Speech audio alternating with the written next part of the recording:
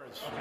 Hey, Parker Drummond, I got an amazing, in an ANIMAZING gallery, special guest, John Douglas, who has an exhibit here, and I can't process it because talk about how you went from like the black and white sketches, and now you're throwing in color, and like now you're putting Billy Gibbons' name behind Billy Gibbons.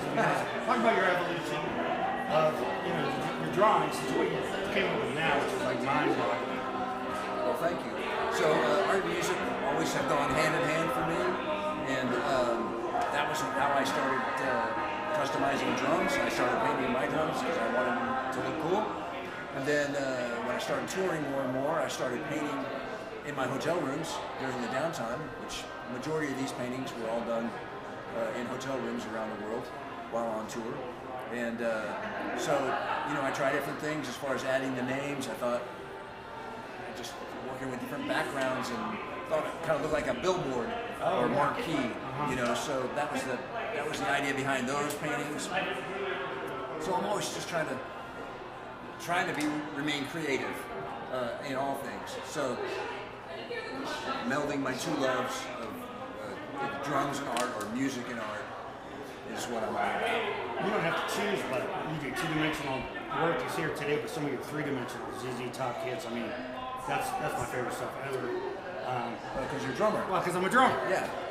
But this is like, you've got three-dimensional, I think maybe looking at things from that perspective, you've made three-dimensional life here in a two-dimensional drawing. Is that your evolution?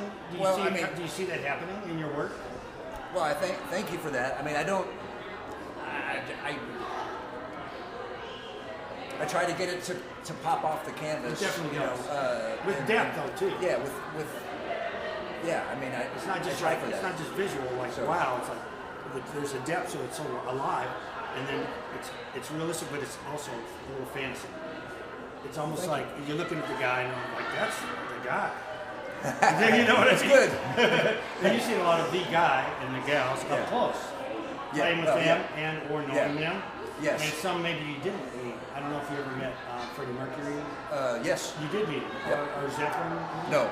So you did symbols recently, and what was that meeting?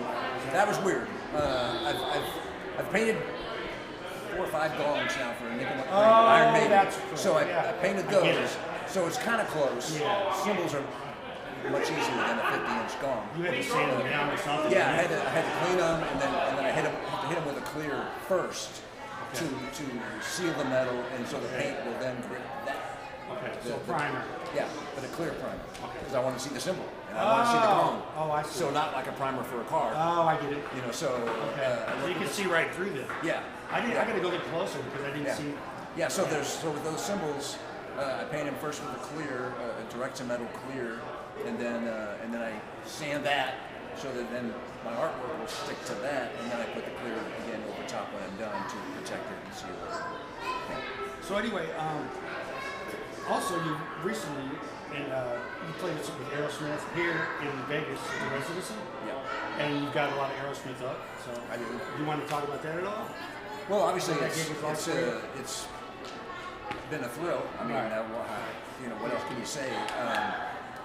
Obviously, we all miss Joey Kramer. He's a drum legend, and it's an honor to fill in for him and to play those iconic songs, with that band in any location, let alone in Vegas, has been a thrill and an honor. And so yeah, it also invigorates some of my paintings because that's next level experience for me. You see that some of that playing comes out in the artwork. I hope that it does. I would say yes. I think you know what I mean? I think it does. I think the passion somehow translates onto the canvas. I don't know how, but I hope that it does. Once the hair colors, and some of the color pops into the work. I think it drops. Yeah. What do you think? Yeah, I think it's a good idea. I just I can't believe I didn't freak out because I'm a huge fan of John Douglas, and he's an awesome individual and a lovely family man, and so creative that I don't know what I can't process this. You got to come look at it, man, because I've seen it. You see the pencil drawings and things online, and you come in here and you're like, whoa, mind blowing. It's better. It's amazing. Yeah. It's better, bigger. It's all rock and roll. That's JD. Thanks, Michael. Thank you so much. Appreciate it. Amazing.